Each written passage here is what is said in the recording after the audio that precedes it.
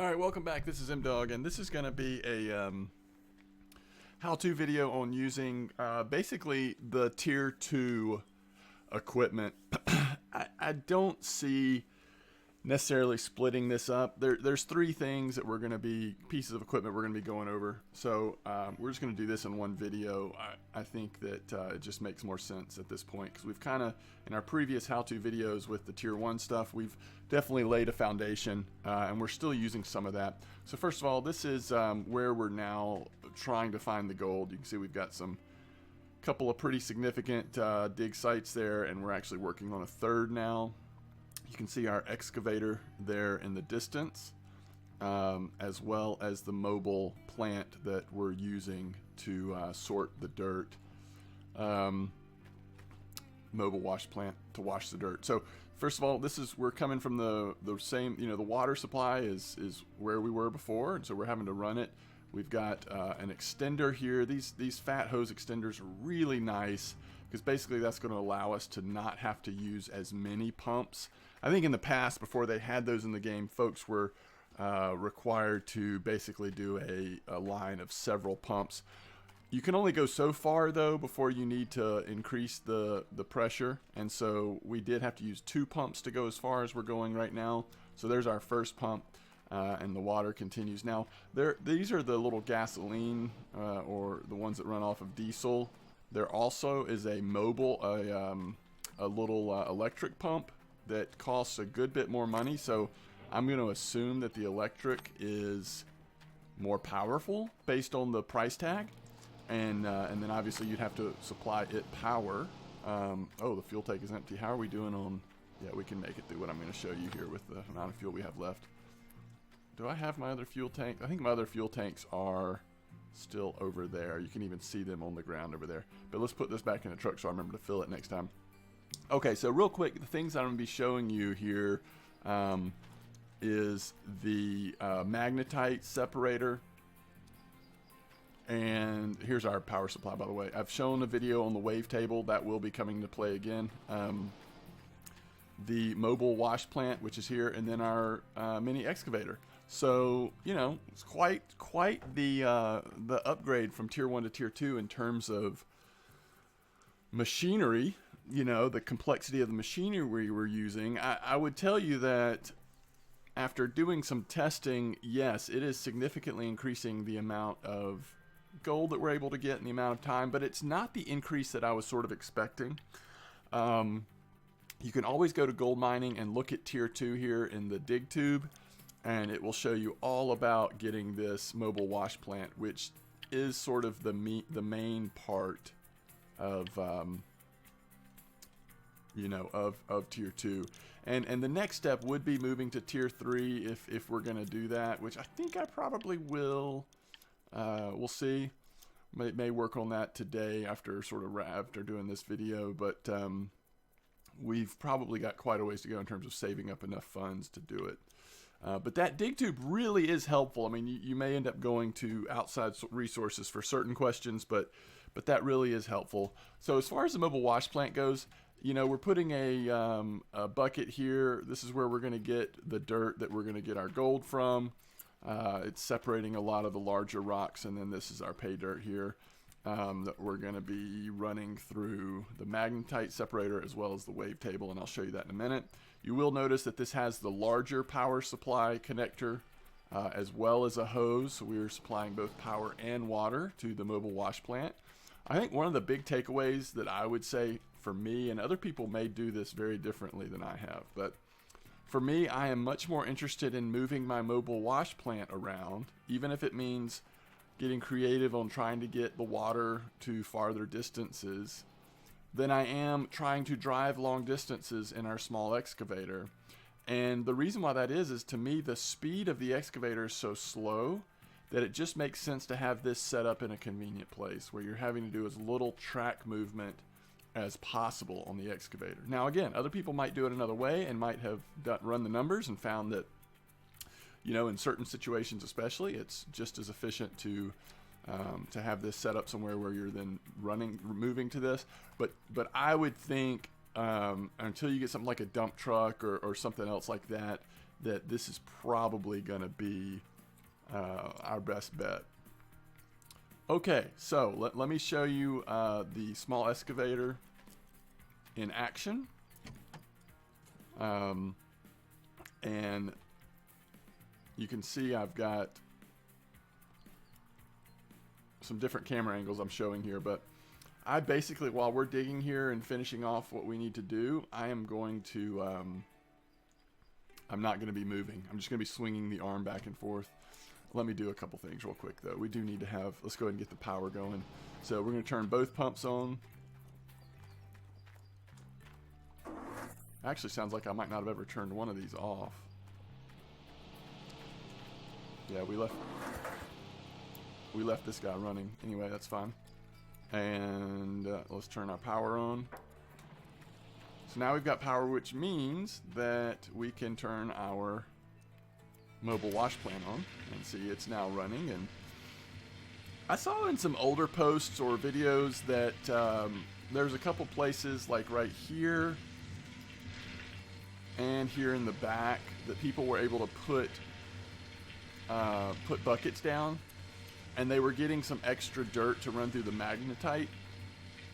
Actually, I think they were getting straight magnetite, but I've tested that a little bit, and well, we'll talk about it more when we get to the magnetite table, but I think some of that has been nerfed in more recent updates, but we'll see. All right, I actually like to use so a couple things with the small excavator. If you're like me, it's just going to take you some time to get used to it. It certainly has taken me time to get used to using this. And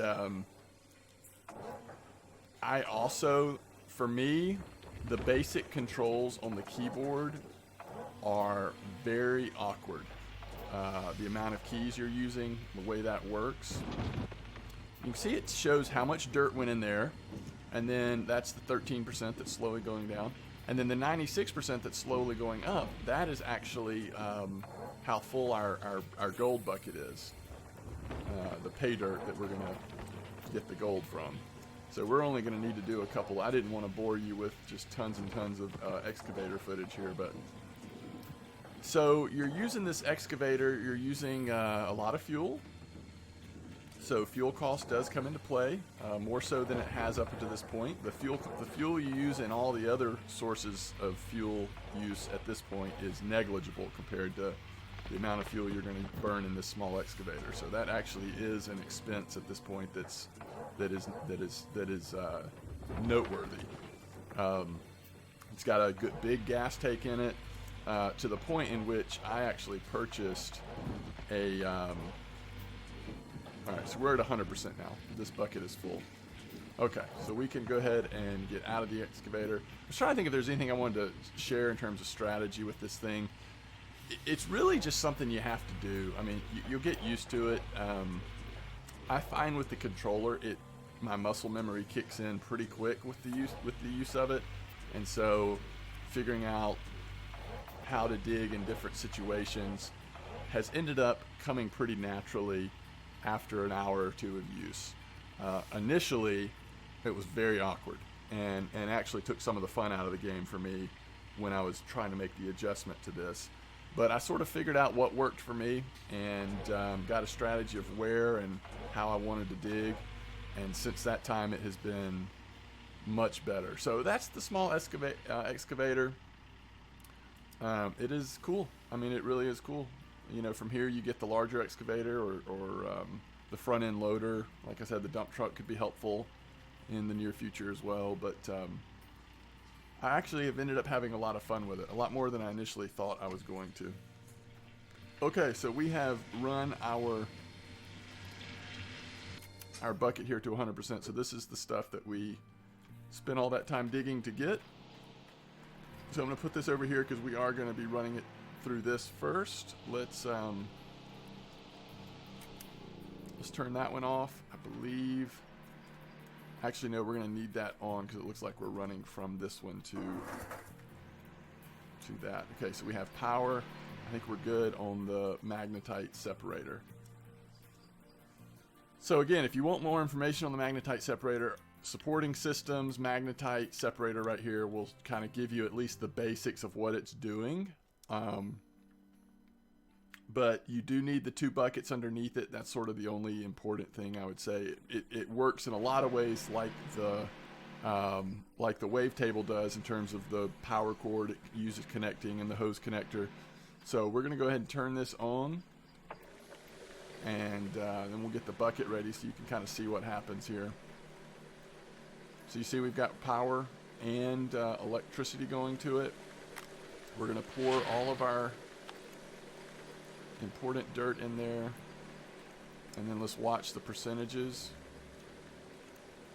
The first thing we're going to need to do is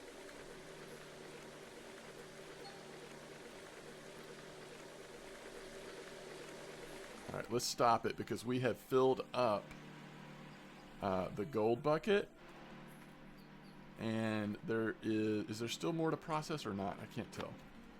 So we know this is going to go into magnetite next. I'm sorry, into the wavetable next. So let's go ahead and put that there. Let's put this bucket back under here. And let's hit start and see if anything else happens. If there's any more to run. I don't know that there is. No, we've run it all. So that was the full run. And so the 2%, it says dirt, but that's actually your magnetite. So we're going to run this over here. I wanted to show you a couple things that we're using here on tier 2 as well. We have the magnetite trailer, and you drop this off at the factory once you've got enough in to turn in. So you actually just pour that directly into there. We went from 1%. We're still at 1%. I'll be curious to see. It's possible I'm doing something wrong with the magnetite, but I don't think I am. I think it's just been nerfed. There's our fuel. This is our mobile fuel wagon, and so I ended up purchasing this, which was really not that expensive. In fact, I think it cost as much to fill this up with gas as it did to purchase it, or thereabouts. But I ended up getting that because of just how much fuel the small excavator uses. But when I have seen older videos of people doing what I just did with that magnetite bucket, it looked like they were getting like 10%. I think they've nerfed it because it was probably way overpowered. You sell the magnetite for a good bit, and the other key thing now is magnetite is actually used to do upgrades at the blacksmith for sure. I'm 100% sure on that one, and possibly other things as well. Alright, so we're getting the notification that the wavetable's not on the flat surface. I think I probably bumped it a little minute ago. Let's just see if we can... Actually, it looks pretty flat over here. Let's see if that's flat enough now. And then we also need to move the power over. And then we can turn the wavetable on. We've already placed the pay dirt in there. So we want to turn it on, and then this is where we watch our gold, and it will tell us an amount at the end.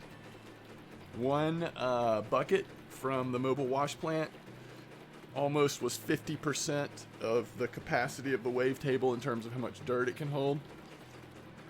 So you wouldn't want to load more than 2 buckets at a time. Our gold amount is going up okay. You know, we'll end up with decent amount of gold here. 7.88 ounces.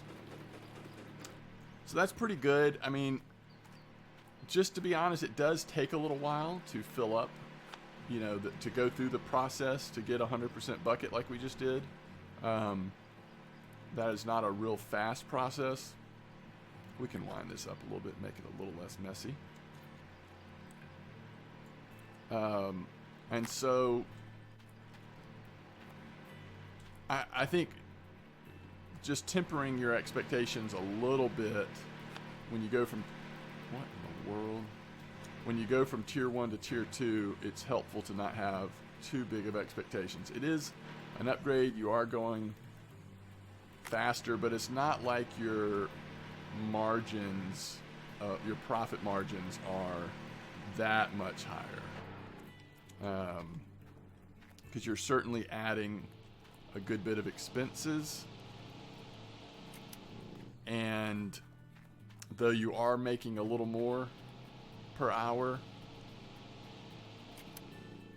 it's maybe not quite as drastic as, for whatever reason, as I was expecting a little more drastic change.